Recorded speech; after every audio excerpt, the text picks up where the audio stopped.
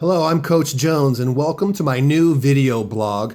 I'm actually from Las Vegas, Nevada, but I'm here talking to you from my hotel room in Charlotte, North Carolina today. I'm here on a business conference, and I happen to be here during what they call Winter Storm Jonas. So the weather is so bad here, it actually has a name, Winter Storm Jonas. So I'm doing my best to stay out of the ice and snow, but also to be a little bit productive and do what I love to do, which is share awesome ideas with people. And so my new blog is starting today, and I'm going to share some awesome ideas throughout this blog about personal development and business growth and success, and of course, leadership. The ideas and strategies that I'll be sharing with you are going to have a unique twist. They're going to combine my experiences as a corporate trainer, as a business coach, as a fanatic student of personal and professional development since the age of 17 years old. But also, I'm going to really focus on an emphasis of my experience as a football player, both in high school and in college.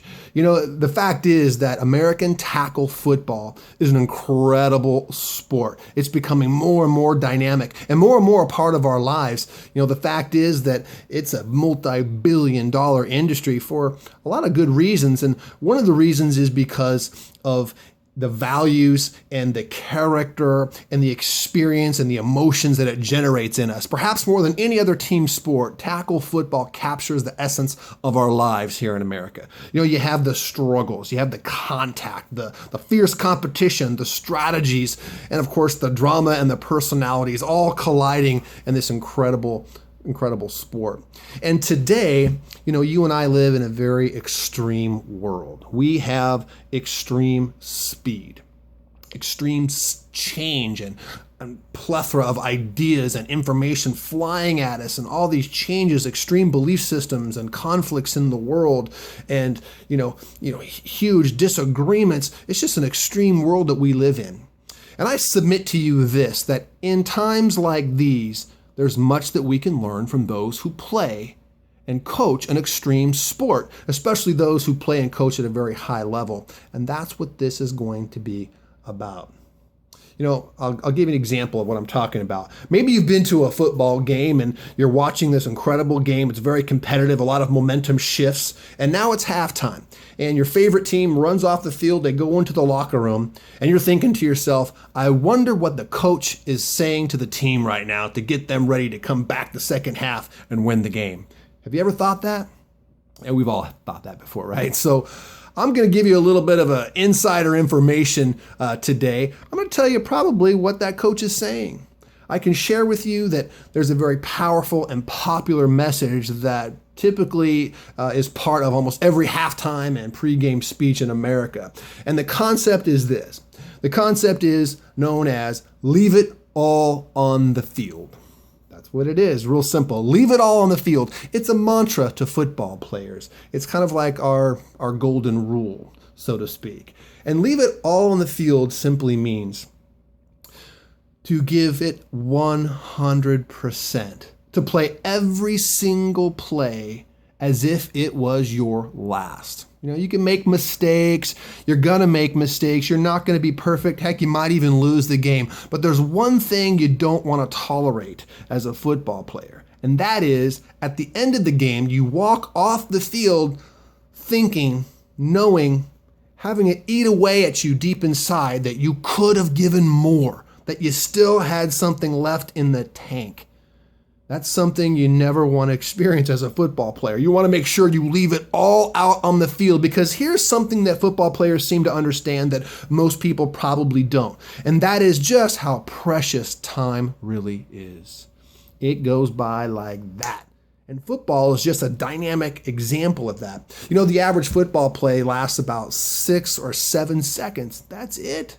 You know, if you take an entire game, someone who is a starter on a team who plays either offense or defense, they typically might have 30, 35 plays over the course of one game, again at 6 seconds per down. So over the course of a season, you know, you got 10 or 11 games, that's all. You're talking about, 180 seconds of actual play time in a game. And over the course of, if you do some simple math, if you take someone who plays college football, for example, for 4 years, and they start every single year, freshman through senior, a 4-year college career, if you do the math, someone will probably play about 2 hours total of actual play game action. That's it. That's it. And that's one of the reasons why football players, focus so heavily on this concept of leaving it all on the field, because football players play a dangerous sport very much like life. And they know that you never know when your last play is going to be your last play. And so you want to play every single down as if it was your last. Leave it all out on the field. Let me ask you a question. Here's something to think about. Imagine you're a Hall of Fame football player, someone who's had an amazing career, like maybe a Peyton Manning or somebody like that. And they're about to play the last play of their entire career and lives. Imagine that moment for this individual. Imagine how focused they would be, how committed they would be. Imagine the kind of effort and concentration that they would have in that moment. That's exactly what it means. If you're going to leave it all on the field, you got to be present. You got to be with purpose. You've got to give 100% effort, and you have to play without fear.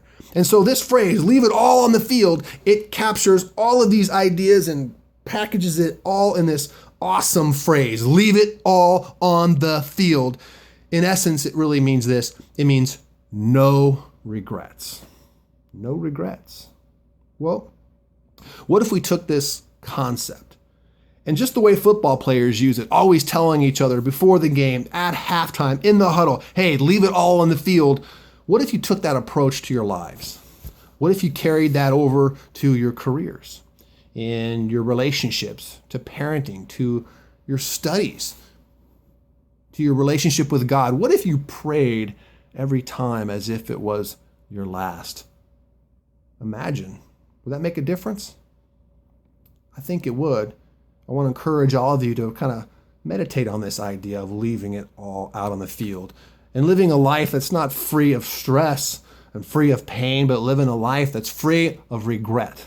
I want to leave you with a quote, not from a football player, which is going to be kind of rare here on this blog, but it's a quote from an actor, one of my favorite actors growing up. His name was Michael Landon, and he's passed away, but on his deathbed, he had a quote that I have always remembered. And here's what he said. He said that right at the start of our lives, somebody should tell us that we are dying.